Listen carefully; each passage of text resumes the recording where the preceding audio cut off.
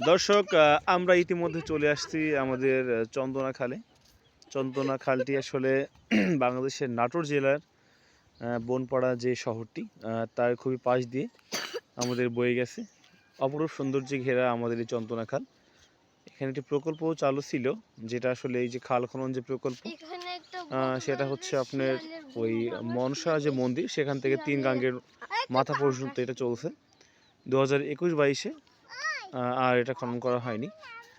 নদীটির আসলে পানি ফ্লো হয় না, সাধারণত যে বর্ষাকালের যে পানিটি এখানে মেনলি জমা হয় এটাই সারা বছর থাকে।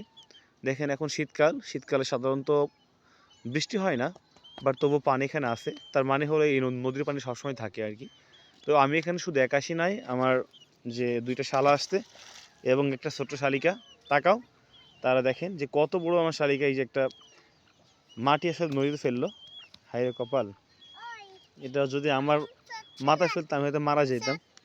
সাফি, সে খুবই ট্যালেন্টেড একটা পার্সন, সে আমাদের সাথে আসছে। তোমার পরিচয়টা দাও। তোমার নাম বলো। আমার নাম ইয়াসিন। কোন স্কুলে পড়ো? আমি গার্ডিয়ান স্কুলে পড়ি। আচ্ছা, কোন ক্লাসে? আমি 2 এ। ক্লাস 2 তে পড়ো। এবার তুমি ক্লাস 3 তে উঠবে, তাই না? আচ্ছা, ঠিক আছে। না, এই 2 এ উঠবি। 2 এ উঠবে এবার? না, আর 2 এ ছিল, এবার 3 তে উঠবে। তোমার নাম কি?